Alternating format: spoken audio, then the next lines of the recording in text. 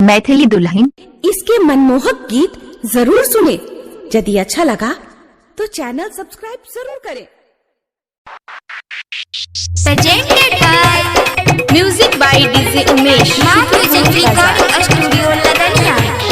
भीतर से तो हर इतर गम पता रस चुअता तोरा चोहली से। भीतर से तो हर इतर गम पता रस चुअता तोरा चोली से।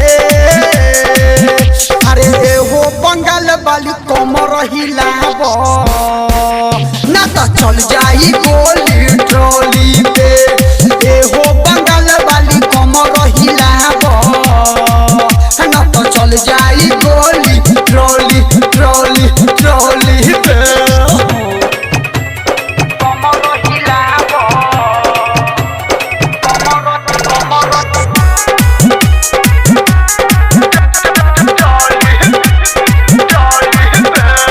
डीजे उमेश सुखीपुर बाजार। तोहरे पगड़ल बाटे सबके नजर हो। जल्दी तू हिलाबो रानी पतली कमर हो। तोहरे पगड़ल बाटे सबके नजर हो। जल्दी तू हिलाबो रानी पतली कमर हो। यूपी बिहार के सभे लइका दीवाना भइल तोरा बोली पे। अरे एहो बंगाल वाली कमर हिलाबो ना तो चल जाई गोली ट्रॉली पे। एहो बंगाल वाली कमर हिलाबो ना तो चल जाई गोली ट्रॉली ट्रॉली ट्रॉली पे।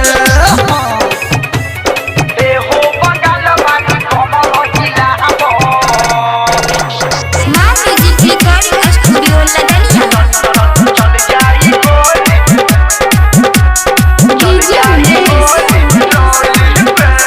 सुखीपुर बाजार। चढ़ली जवानी तोहर लागे बड़ नीक हो।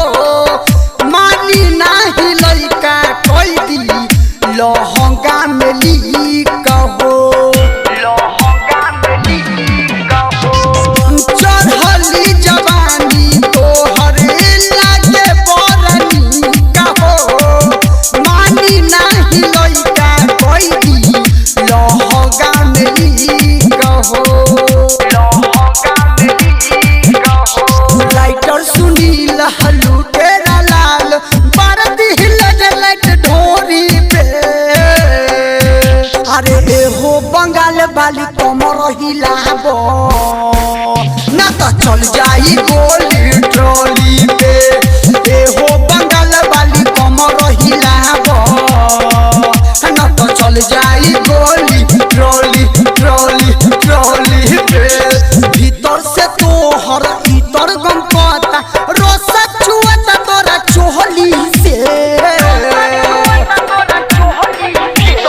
भीतर से तो हर इतर गम पता रस चुअता तोरा चोली से। अरे हो बंगाल वाली कमर हिलाबो ना तो चल जाई गोली ट्रॉली पे। एहो बंगाल वाली कमर हिलाबो ना तो चल जाई गोली